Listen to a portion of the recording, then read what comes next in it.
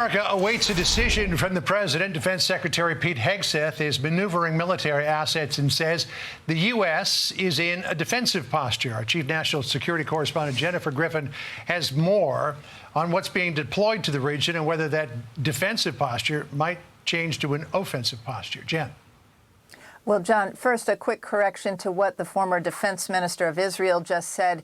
The U.S. does not have B-2 bombers in the region at Diego Garcia. Those 6 B-2s were withdrawn after the Houthi conflict ended, and they were taken back to their home base in Missouri. The president, as you mentioned, is currently meeting with his national security team in the Situation Room. The Pentagon has ordered to the Middle East more air assets to include F-22s, F-16s, and F-35 fighter jets, and an extension of those already based in the region. The Pentagon also ordered a second aircraft carrier to the Middle East. The USS Nimitz should arrive in about a week, joining the Vinson Strike Group, already there off the coast of Oman. U.S. forces have not participated in any offensive strikes against Iran yet, but the U.S. military has been sharing intelligence and providing air defense of Israel from land and by sea. Here's Defense Secretary Pete Hegseth last night with Jesse Waters facing questions about whether the U.S. will further enter the war. What it looks like right now is we're vigilant. We're prepared, and we've messaged consistently from the beginning that we're in the region to defend our people and our assets. So people are reading into a lot of aspects right now. We're strong, we're prepared, we're defensive, and President Trump hopes there can be peace.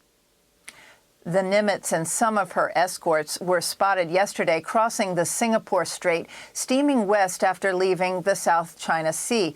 On board are squadrons of F-18 Super Hornet strike aircraft and an electronic warfare squadron. More than 20 Air Force tankers have flown to the Middle East from Europe. All eyes now on Whiteman Air Force Base in Missouri, home to the B-2 stealth bombers. If the president orders them to fly, it's a 30-hour round trip to the Middle East and would require a lot of mid-air refueling, hence the pre-positioning of all those refuelers to Europe. As we learn more about what the president is thinking about further U.S. involvement to stop Iran's nuclear program, John, my colleague Peter Doocy is reporting that the president's top intelligence chief, Tulsi Gabbard, the director of national intelligence, was not invited to Camp David on June 8th, where the intelligence and plans were being discussed. She was on National Guard duty at the time, but U.S. officials tell Peter she was never invited in the first place. She is in the Situation Room today, however. John.